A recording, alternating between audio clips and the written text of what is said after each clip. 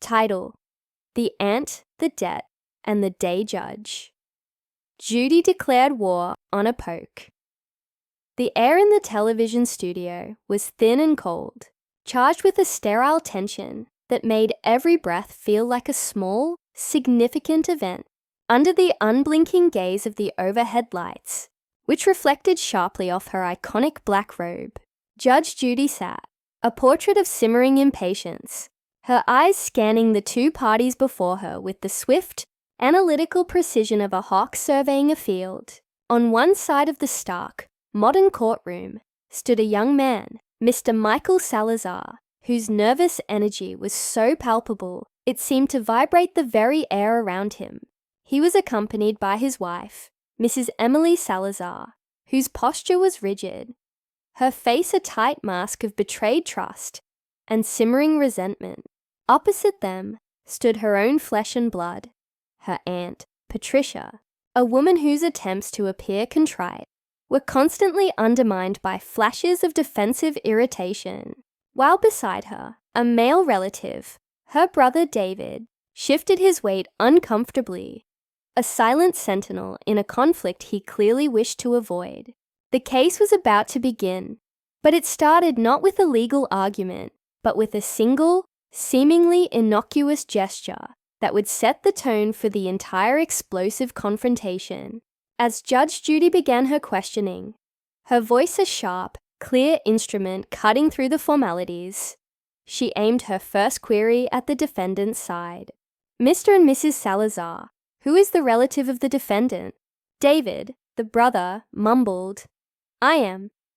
But it was his next action that detonated the first bomb of the day. He reached out a hand and gave his sister, Aunt Patricia, a quick, sharp poke in the arm, a silent, frantic signal to say something, to defend herself. It was a tiny movement, but in the hyper-real world of this courtroom, it was as loud as a gunshot. Judge Judy's head snapped toward him, her eyes narrowing into dangerous slits. The temperature in the room seemed to drop 10 degrees. "You don't have to poke him," she declared, her voice dropping to a low, deadly calm that was far more terrifying than any shout. "Don't poke him." The words were simple, but they carried the weight of a gavel strike. This was her courtroom, her domain, and the rules of civility were not suggestions. They were absolute laws. David, instantly deflated, muttered a meek, "Oh, sorry," but the damage was done. The judge had established control, and we, the audience, were now hooked, leaning forward, sensing that this was not going to be a dry discussion of numbers and receipts, but a raw, emotional excavation of a family bond shattered by promises broken and money owed. The judge, having swiftly extinguished the first spark of chaos, returned to her line of inquiry, her voice returning to its normal brisk tone, but the memory of her icy warning lingered like a ghost in the air. "And how is she a relative of yours?" she asked Michael Salazar. "She's my aunt," he replied, the words hanging in the air, introducing the central, tragic irony of the case. This was a war waged not between strangers, but between family. And so, the story began to unfold, a tale of desperation and goodwill, curdled into bitterness and financial entanglements. Judge Judy, with the skill of a master storyteller, pulling on a thread, guided Michael Salazar through the narrative. There came a time when, according to your complaint, she was in a situation where she was going to become homeless, she and her family, and you agreed to allow her to move in with you and your family. Michael's yes was heavy with the weight of that decision, a decision made from a place of compassion that now felt like a catastrophic error in judgment. One could almost picture the scene, the desperate phone call from Aunt Patricia, her voice choked with tears and shame, explaining that the roof was about to vanish from over her and her son's head. The Salazars, looking at their own comfortable home, their own stable life, felt the tug of familial duty and human kindness. They opened their doors, inviting the storm of someone else's chaos into their ordered world. The agreement, as laid out by Judge Judy, was straightforward, and there was an agreement to pay rent. It was a simple, practical arrangement meant to preserve dignity. This would not be a handout, but a hand-up. Aunt Patricia moved in, not with a husband as initially thought, but with her young son, a detail that added another layer of vulnerability and complexity to the situation. "Just your son," Judge Judy confirmed. And Patricia's quiet, "I have no husband, just my son," spoke volumes about the solo struggle she was facing. For a brief, hopeful moment, the arrangement worked. "And you got a job and you did start to pay rent," Judge Judy stated. And Patricia's "correct" was a point of pride. The amount was set at $500 a month, a sum that symbolized responsibility, a step toward getting back on her feet. But, as these stories so often go, the situation, as Michael bluntly put it, didn't work out. The shared living space, once a sanctuary, became a pressure cooker of resentment. The Salazars were no longer living with their aunt, and now they were in court, seeking restitution for what they felt was owed. The heart of their claim began with something called care credit. Judge Judy probed, "One of the things that you claim she owes you for is an unpaid care credit." Michael corrected, launching into an explanation of this specialized financial instrument. "It's a credit card to help for dental vision. It's very hard to get approved for it based on credit scoring." The implication was clear. This was a valuable line of credit, a trust-based asset. "So who got approved?" Judge Judy asked, zeroing in on the crux. "It was mine," Michael stated firmly. "I've had it previous years." The card belonged to him, a testament to his own financial diligence.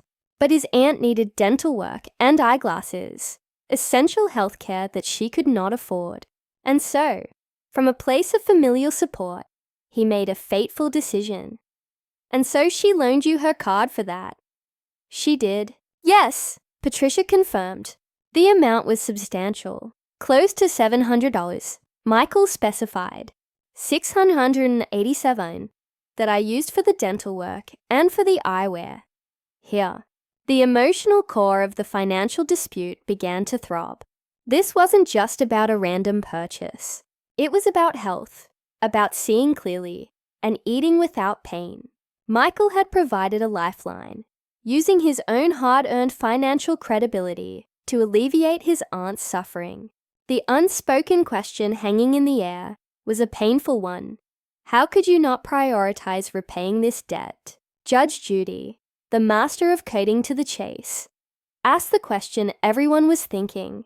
Did you pay them back? Patricia's response was a masterclass in evasion, a shaky foundation of excuses upon which her entire defense would crumble. I was starting to make payments on that card, she offered. A weak and non-committal answer. Judge Judy would not be swayed by vagaries. She demanded clarity, her voice a laser beam. Did you pay them back? For the full amount? No, Patricia was forced to admit. The truth finally laid bare. She had not honored the debt. When pressed on what she had paid, her answers became a muddle of uncertainty. A couple of payments, maybe multiple payments in 1 month. One for $75, another amount she can't recall. It was the financial equivalent of a shrug, a demonstration of a profound lack of seriousness about her obligation. Then came the moment of pure theatrical revelation, the kind that makes audiences gasp. Judge Judy examined the statement. Was there zero balance on the card? She asked, and for a second, perhaps Patricia hoped the ambiguity would save her. Yes, she said, but Judge Judy was already ahead of her. Oh, then I'll take a look at it. The camera closed in on the document in the judge's hands. Oh, I see there are fees built up on this card. The truth was out. The balance wasn't zero. It was festering. There were charges built up on this card, Judge Judy stated, her tone one of cold discovery. Yes, Michael confirmed, the frustration evident in his voice. The judge read out the damning numbers for the entire world to hear. So, the new balance is $694.27. That number, larger than the original amount due to accruing interest and fees, became a symbol of Aunt Patricia's negligence. It wasn't just that she hadn't paid the money back. She had allowed the problem to grow, to fester like an untreated wound, damaging the very credit score Michael had been kind enough to put on the line for her. But the care credit was only the beginning of the financial spiderweb. Next came the issue of the leased car, a tangled mess that showcased even poorer judgment. Judge Judy turned her attention to Mr. Salazar. At some point, you leased a car for her, Mr. Salazar. No, it's for me, Michael clarified, but then added the crucial, complicating detail. But I lent it to her. The story that emerged was one of breathtaking naivety. Michael had leased a car for himself, but on his Aunt Patricia's, promised that she would pay it off until she could get it refinanced. Then the car would be hers. Judge Judy immediately pounced on the logical flaw, her voice dripping with incredulity. Well, if it's a lease, then it doesn't get to be hers.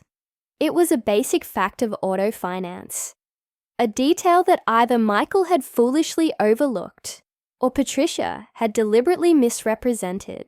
The entire arrangement was built on a foundation of sand. The plot thickened further when Judge Judy discovered that Michael himself had used the car. You did? How many times did you borrow it? I'd say about twice, he admitted. And did you borrow it for long trips? It was for a trip to Mexico. A trip to Mexico. The mileage on a leased car is a precious, finite resource, and a journey to another country would consume a massive chunk of it. Judge Judy, with the wisdom of Solomon and the patience of a saint who has seen it all, waved this complication away. So, the fact that there was overage on the mileage when you went, I'm not going to sit here and figure that out, it was too messy, too convoluted. She was searching for clear, provable debts. This led them directly to the tolls. So, let's talk about the tolls. How much were the tolls? Michael estimated almost 250 eyes. But Judge Judy demanded precision. What is the exact amount of the tolls? When Michael couldn't immediately produce it, his case seemed to wobble. Well then, the judge began, her skepticism growing. But Michael, scrambling, managed to interject that he had the proof, the statements from the toll authority. It was at this moment that Judge Judy revealed her true focus. She wasn't interested in a scattergun approach. She was hunting for specific, undeniable liabilities. In a moment that was both dismissive and brilliantly strategic, she softly muttered, I don't care about the tolls. A confession that made the audience chuckle and reminded everyone who was in command. Her normal voice returned as she honed in on the key fact. It is my understanding from reading these papers that you were together with her in the car when the tolls were accumulated. Is that yes or a no? This was the critical point. If they were together, the responsibility was shared. The testimony became a confusing back and forth. A he said, she said of who was in the car when. Patricia claimed Michael was with her for one trip to LA, a trip she described as a shopping excursion before a planned Vegas trip, painting a picture of a time when the relationship was still functional, even friendly. But for the other tolls, she was adamant. I was not with her. Michael countered with evidence. Photos from the toll cameras showing the dates, times and locations, proving the car was in her possession after she had moved out. The truth was fragmented, but one solid piece emerged. The total amount owed was $279.35. Judge Judy, accepting this as a clear, separate debt, added it to the running total. Okay, so far that's $973. Just when it seemed the accounting was over, Michael lobbed one final desperate grievance.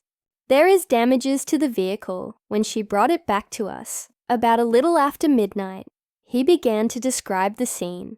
the late-night return, the visible damage to the car he had leased. But Judge Judy, with the relentless focus of a bloodhound, stopped him cold. She understood the fundamental principle of liability. The car was leased in Michael's name.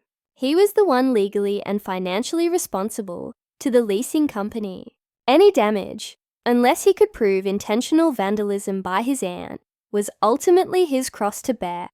"But you are in charge for that, correct?" she asked, and his defeated no was irrelevant against the cold, hard facts of the contract he had signed. "So, then there's nothing to sue her for," Judge Judy declared, slicing this claim away with surgical finality. Michael, realizing the futility, surrendered with a quiet, "I get it. I understand." The final tally stood at $973. The judge, having sifted through the emotional rubble to find the nuggets of provable debt, looked at the plaintiffs. "Are we done?" In her tone was the exhaustion of someone who had once again witnessed how money can poison the well of family. "Perfect," she concluded, a single word that slammed the door on the case, but left an echoing lesson for everyone watching, lesson for the listeners and viewers. The tragic saga of the Salazars and Aunt Patricia serves as a stark, painful reminder that mixing family and finances is like playing with fire without water nearby. The desire to help a loved one in need is a beautiful human impulse, but it must be tempered with cold, hard practicality.